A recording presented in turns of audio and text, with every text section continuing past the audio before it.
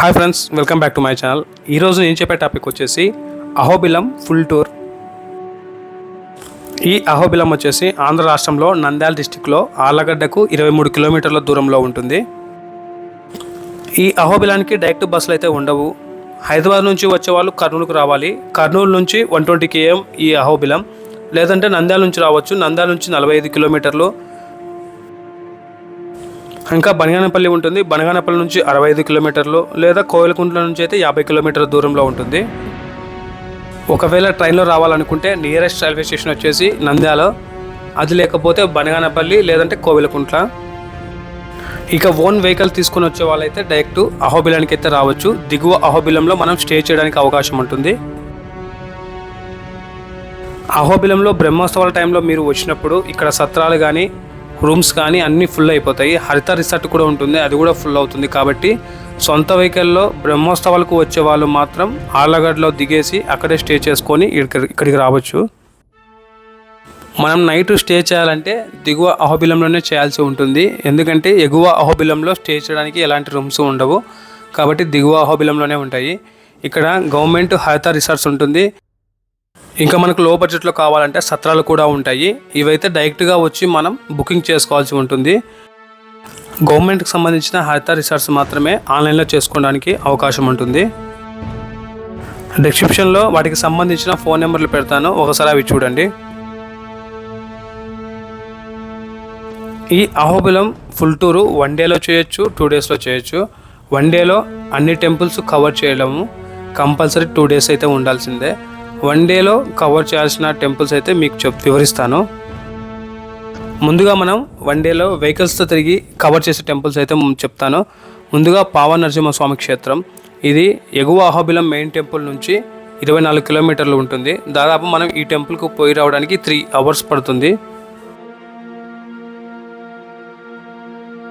మనం మన రూమ్ నుంచి అర్లీ మార్నింగ్ 6 గంటలకు మన కాలకృత్యాలు తీర్చుకొని 6 గంటలకు బయటికి వస్తే మనం ముందుగా పావన నరసింహ క్షేత్రానికి ఇక్కడ వెహికల్స్ ఉంటాయి. ఒక్కొక్క ఈచ్ వన్కి 300 రూపీస్ ఛార్జ్ చేస్తారు. 24 కిలోమీటర్లు మనం అడవి మార్గంలో పోవాల్సి ఉంటుంది ఈ నల్లమల్ల ఫారెస్ట్లో.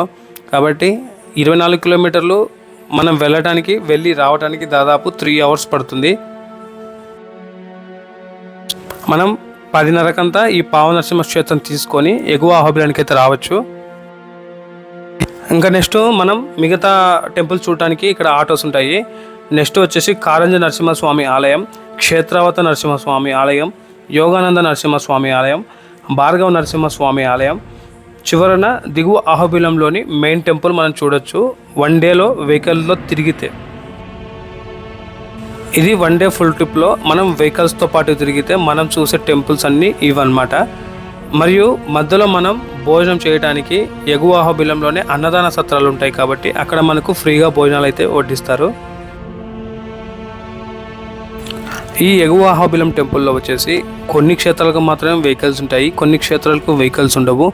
కంపల్సరీ మనం నడుచుకుంటూ వెళ్ళాల్సి ఉంటుంది. ఒక రోజులో మనం నడుచుకుంటూ వెళ్తే ఏ టెంపుల్ కవర్ చేస్తామో ముందు మాట్లాడుకుందాం. ముందుగా 6 గంటలకంతా ఎగువ అహోబిలంలోని మెయిన్ టెంపుల్ను దర్శించుకొని అక్కడి నుంచి వరాహస్వామి క్షేత్రానికి అయితే వస్తాము. ఈ వరాహస్వామిని దర్శించుకున్న తర్వాత 6 కిలోమీటర్ల దూరంలో జ్వాలా నరసింహస్వామి అని ఉంటుంది. ఈ స్వామివారిని దర్శించుకున్న తర్వాత మనం జ్వాలా నరసింహస్వామి నుంచి ఉగ్రస్తంభానికి అయితే వెళ్ళాల్సి ఉంటుంది. ఉగ్రస్తంభానికి వెళ్ళటం చాలా కష్టం. ఎందుకంటే భూమి మీద నుంచి 3000 అడుగుల ఎత్తులో ఉంటుంది. బాగా ఫిజిక్ ఉన్నవారు మరియు యువ రక్తం ఉన్నవారు మాత్రమే ఈ ప్రయాణాన్ని మనం కొనసాగించవచ్చు 1 డేలో. ఈ ఉగ్రస్తంభానికి వెళ్ళాలంటే ఆషామాషి కాదు. ప్రతి 100 మందిలో 20 మంది మాత్రమే పైకి వెళ్ళగలరు. ఈ కొండ మీద నిటారుగా వెళ్ళాల్సి ఉంటుంది. పట్టుకోవడానికి ఎలాంటి అవకాశం ఉండదు. కాబట్టి నడవలేని వారు ఈ ప్రయాణాన్ని విరమించడం చాలా మంచిది. ఈ ఉగ్రస్తంభం చూసి రావడానికి గాను మనకు 3.5 hours పడుతుంది. కాబట్టి మనం వచ్చేసరికి మధ్యాహ్నం 2-2:30 అవుతుంది. ఇక్కడ నిత్య అన్నదాన సత్రాలు ఉంటాయి. అక్కడ మనం భోజనం చేయొచ్చు. భోజనం చేయడానికి 2.5 నుంచి 3 hours అంటే 3 గంటలకి మనం భోజనం పూర్తి అవుతుంది. భోజనం చేసిన తర్వాత మౌలాల నరసింహస్వామికి అయితే మనం నడక ప్రయాణం సాగించవచ్చు. ఈ మౌలాల నరసింహస్వామిని మనం చేరుకోవడానికి 1.5 hours టైం పడుతుంది. ఇక్కడ స్వామివారిని దర్శించుకున్న తర్వాత మరియు 1/2 కిలోమీటర్లో ప్రహ్లాద బడి అని ఉంటుంది. ఈ ప్రహ్లాద బడి మనం దర్శనం చేసుకున్న తర్వాత ప్రహ్లాద బడి నుంచి ఎగువ అహోబిలం మెయిన్ టెంపుల్ అందుబాటులో ఉంటుంది, అంటే మనకు కనపడుతుంది. కాబట్టి త్వరగా రావచ్చు. 5:30కి అంతా మనకు 1 డే ఫుల్ టూర్ కంప్లీట్ అయిపోతుంది. నడకదారిలో మాత్రం ఇది.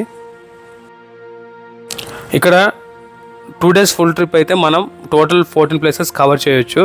ముందుగా మనం వెహికల్స్లో వెళ్ళే మార్గాలు చెప్తాము. నడుచుకుంటూ వెళ్ళాలంటే కొంచెం కష్టము. మొదటి రోజు మనం నడుచుకుంటూ వెళ్ళటం వల్ల మనకైతే చాలా అలసట, ఆయాసం, ఒళ్ళు నొప్పులు వస్తాయి. కాబట్టి రెండో రోజు మనం ప్రయాణం చేయాలంటే మీకు అంత కంఫర్ట్ అనిపించదు. ఎందుకంటే వెహికల్లో కూర్చోవాలన్న కాళ్ళ నొప్పులు అయితే వస్తాయి. ఇది ఎందుకు చెప్తున్నానంటే మొదటి రోజు నడక మార్గం అయితే దాదాపు మనం టోటల్గా 16 కిలోమీటర్లు పోవడం, 16 కిలోమీటర్లు రావటం ఉంటుంది. అందుకనేసి మొదటి రోజు అయితే మనం వెహికల్స్లో వెళ్ళేవి మాత్రమే చెప్తాను. రెండవ రోజు నడక ప్రయాణం గురించి చెప్తాను. ముందుగా వెహికల్స్లో వెళ్తే మనం ఎగువ అహోబిలం మెయిన్ టెంపుల్కి రావాల్సి ఉంటుంది. ఇక్కడ స్వామివారిని దర్శనం చేసుకున్న తర్వాత పావ నరసింహస్వామి క్షేత్రం వెళ్తాము. ఈ పావ నరసింహస్వామి క్షేత్రం వెళ్ళి రావడానికి మనకు మధ్యాహ్నం సమయం అవుతుంది. పోయి వచ్చిన తర్వాత మనం ఇక్కడ నిత్యాన్నదాన సత్రాలు ఉంటాయి కాబట్టి మనం మధ్యాహ్నం భోజనం ఇక్కడే చేయొచ్చు. ఇక్కడ చేసిన తర్వాత మనకు షేర్ ఆటోస్ ఉంటాయి, అంటే మిగతా ప్లేసులు పోవడానికి మనకు షేర్ ఆటోస్ ఉంటాయి. ఇక్కడ కారంజ నరసింహస్వామి ఆలయం, క్షేత్రవత నరసింహస్వామి ఆలయం, యోగానంద నరసింహస్వామి ఆలయం, భార్గవ నరసింహస్వామి ఆలయం అన్నీ చూపించి దిగువ అహోబిలంలోని మెయిన్ టెంపుల్ని అయితే దర్శనం చేపిస్తారు. మీకు డౌట్ రావచ్చు, మావి ఓన్ వెహికల్స్ ఉంటాయి కదా మేము వెళ్తాము అనేసి. మన వెహికల్స్ అయితే అలో చేయరు, ఎందుకంటే రోడ్డు ఎగుడు దిగుడుగా ఉంటుంది. కాబట్టి ఒక్క పావన నరసింహస్వామి క్షేత్రానికి అయితే మన వెహికల్స్లో మనం తిరిగి రావచ్చు. ఎందుకంటే మన వెహికల్స్ మనం లాంగ్ నుంచి వస్తాం కాబట్టి ఇక్కడ రోడ్డు సరిగ్గా ఉండదు. కాబట్టి ఏదైనా ప్రాబ్లం వస్తే మనం తిరిగి పోవడానికి చాలా కష్టము. అందుకనేసి చెప్తున్నాను. ఇంకోటి, మనం వెహికల్స్ వేసుకొని రావటం వలన మనకు సరిగ్గా దారి తెలియకపోవడం వలన, అంటే ఇక్కడ తెలీదు దారి, కాబట్టి మన టైం అంతా ఇక్కడే వృధా అయిపోతుంది. అదే మనం అక్కడున్న లోకల్ ట్రావెల్స్ని చూపిస్తే వాళ్ళు చాలా టైం సేవ్ చేసుకొని మనకు వస్తారు. కాబట్టి లోకల్ ట్రావెల్స్లో మనం ప్రిఫర్ చేయొచ్చు. అలా కాకుండా మీకు ఇక్కడ లోకల్ గైడ్ ఉంటారు, అతన్ని తీసుకొని మీరు ఓన్ వెహికల్స్లో అయితే తిరగవచ్చు. లోకల్ గైడు పర్ డే మనకు 1000 రూపీస్ తీసుకుంటారు. టెంపుల్ సంబంధించిన గైడ్స్ కూడా ఉన్నారు, వాళ్ళ నెంబర్లు మీకు డిస్క్రిప్షన్లో పెడతాను, ఒకసారి ఆ నెంబర్లు కూడా చెక్ చేయండి. మొదటి రోజు సాయంత్రం 5:30-6 కంతా దిగువ నరసింహస్వామి క్షేత్రానికి అయితే వస్తాము. ఇక్కడ రూమ్ తీసుకుంటాం కాబట్టి మనం ఇక్కడ ఫ్రెష్ అప్ అయ్యి అర్లీగా పడుకుంటే మనం మరుసటి రోజు అర్లీగా లేయొచ్చు, ఫ్రెష్ మైండ్తో లేయొచ్చు. రెండవ రోజు మనం నడకదారిని అయితే ప్రిఫర్ చేస్తాము. చెప్పాను కదా, కొన్ని ప్రదేశాలకు కంపల్సరీ నడకదారిలో వెళ్ళాలి, నడకదారిలో రావాల్సి ఉంటుంది. కాబట్టి మనం అర్లీ మార్నింగ్ 6 కంతా బయలుదేరి ఎగువ అహోబిలం మెయిన్ టెంపుల్ స్వామివారిని దర్శించుకునేసరికి మనకు 6:30-7 అవుతుంది. 7 గంటలకు మనం బయటికి వచ్చిన వెంటనే మనం 1 కిలోమీటర్ నడిచిన తర్వాత మనకు వరాహ స్వామివారి ఆలయం అయితే వస్తుంది. ఇక్కడ స్వామివారిని దర్శించుకున్న తర్వాత మనం 6 కిలోమీటర్లు కొండలో వెళ్తే జ్వాల నరసింహస్వామి ఆలయం అయితే వస్తుంది. ఈ జ్వాల నరసింహస్వామి ఆలయం యొక్క చరిత్ర చూసుకుంటే హిరణ్యకశిపుని నరసింహస్వామి వధిస్తాడు కదా, వధించిన తర్వాత స్వామివారి చేతుల్లో ఇక్కడ రక్తగుండం అని ఉంటుంది, ఇక్కడే చేతులు కడిగారని చెప్తారు. ఆ రక్తగుండం కూడా మీకు చూపిస్తాను. ఈ జ్వాల నరసింహస్వామి ఆలయం చూసిన తర్వాత మనకు జ్వాల నరసింహస్వామి ఆలయం దగ్గర నుంచి 5 కిలోమీటర్లు మరియు పైకి ఎక్కవలసి ఉంటుంది. ఇక్కడ వచ్చేసి ఉగ్రస్తంభం ఉంటుంది. ఈ ఉగ్రస్తంభం యొక్క గొప్పతనం ఏంటంటే, అంటే చరిత్ర ఏంటంటే, ప్రహ్లాదుడి కోరిక మేరకు నరసింహస్వామి హిరణ్యకశిపుని చంపడం కోసం ఒక స్తంభాన్ని అయితే చీల్చుకొని వస్తారు. మనకు సినిమాలో చూపిస్తారు కదా స్తంభం అనేది, దాన్నే ఇక్కడ ఉగ్రస్తంభం అంటారు. ఇది భూమికి దాదాపు 3000 అడుగుల ఎత్తులో ఉంటుంది. మన రాష్ట్రంలో ఉన్న నరసింహస్వామి క్షేత్రాలలో ఇక్కడికి రావటం చాలా ధైర్యం, సాహసం చేసిన వాళ్ళు మాత్రమే ఈ క్షేత్రానికి అయితే వస్తారు. ఈ ప్రదేశానికి రావటం చాలా కష్టం, ఎందుకంటే కొండ స్ట్రైట్ హైట్గా ఉంటుంది. మనం నడక సాగించడం అంటే చాలా కష్టము, ఎందుకంటే మనం మెట్లు ఎక్కడానికి కూడా ఎక్కడ దొరకవు. అంటే ఇది ఎక్కడి నుంచి అంటే జ్వాల నరసింహస్వామి నుంచి ఉగ్రస్తంభానికి వెళ్ళడానికి మాత్రం ఎలాంటి మెట్లయితే ఉండవు. మనం కంపల్సరీగా కొండ స్ట్రైట్గా నిటారుగా ఎక్కుతూ వెళ్ళాల్సి ఉంటుంది. కాబట్టి ఇది చాలా కష్టం. ఇంకో విషయం మీకు చెప్పడం మర్చిపోయాను, మనం నడకదారి సాగించినప్పుడు మనకు ఈ టెంపుల్కి అంటే ఉగ్రస్తంభానికి వచ్చినప్పుడు కంపల్సరీ మనం వాటర్ క్యారీ చేయాల్సి ఉంటుంది. మినిమం 2 లీటర్స్ అన్నా తీసుకొని రావాల్సి ఉంటుంది. ఎందుకంటే ఈ నడకదారిలో ఎక్కడ కూడా మనకు వాటర్ అయితే దొరకవు. ఇంకొకటి పెయిన్ కిల్లర్ కంపల్సరీ తీసుకొని రావాల్సి ఉంటుంది, మనతో క్యారీ చేయాల్సి ఉంటుంది. ఎందుకంటే కొండ నిటారుగా ఎక్కడం వల్ల మన స్టెప్పు కంపల్సరీ పడదు, ఎగుడు దిగుడుగా మాత్రమే పడుతుంది. కాబట్టి మీకు పొయ్యి వచ్చేలోపు పెయిన్స్ అయితే కంపల్సరీ వస్తాయి. ఇంకొక ముఖ్యమైన విషయం అంటే కింద కర్రలు అమ్ముతారు, అంటే కట్టెలు అమ్ముతారు, అవి తీసుకొని రావచ్చు. ఇది ఎందుకంటే మనం ఇక్కడ కోతులు ఎక్కువగా ఉంటాయి, మన లగేజ్ చెక్ చేయడానికి కోతులు వస్తాయి, వాటిని తరమడానికి మనం కొండను ఎక్కుతున్నప్పుడు మనకు సపోర్టుగా కర్రలు చాలా ఉపయోగపడతాయి అన్నమాట. మనం ఈ జ్వాలా నరసింహస్వామి ఉగ్రస్తంభాన్ని మనం తిరిగి 2 ప్రదేశాలు వెళ్ళిన దారిలోనే మళ్ళీ తిరిగి రావాల్సి ఉంటుంది. కాబట్టి దాదాపు మనకు 6 అవర్స్ అయితే టైం పడుతుంది. మనం ఈ జ్వాలా నరసింహస్వామి ఉగ్రస్తంభాన్ని చూసి రావడానికి గాను దాదాపు 6 అవర్స్ అయితే టైం పడుతుంది. కాబట్టి తిరిగి వచ్చేసరికి మనకు మధ్యాహ్నం అవుతుంది. మధ్యాహ్నం ఇక్కడ సత్రాలు ఉంటాయి, ఇక్కడ భోంచేసి ఇంకా నెక్స్ట్ మాలోల నరసింహస్వామి క్షేత్రం అయితే ఉంటుంది. ఇక్కడికి కూడా నడకదారిలోనే వెళ్ళాల్సి ఉంటుంది.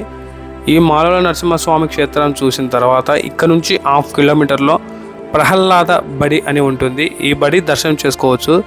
ఈ 2 చూసిన తర్వాత మనకు ఎగువ అహోబిలం మెయిన్ టెంపుల్ అయితే కనబడుతుంది. మనం స్టెప్స్ దిగి ఎగువ అహోబిలంలోని మెయిన్ టెంపుల్కి అయితే రావచ్చు. ఇక్కడితో మన ఈ ఫుల్ టూర్ అయితే కంప్లీట్ అవుతుంది. ఇక్కడికి వచ్చేసరికి మనకు దాదాపు 6 అవుతుంది. ఇంకో ముఖ్యమైన విషయం ఏంటంటే ప్రతి నెల స్వాతి నక్షత్రం అని ఒక రోజు వస్తుంది. ఆ రోజు ఇక్కడికి చాలామంది భక్తులు వస్తుంటారు. మన రాష్ట్రం నుంచి కాకుండా పక్క రాష్ట్రమైన కర్ణాటక, మహారాష్ట్ర, తమిళనాడు నుంచి కూడా భక్తులు వస్తూ ఉంటారు ఇక్కడికి.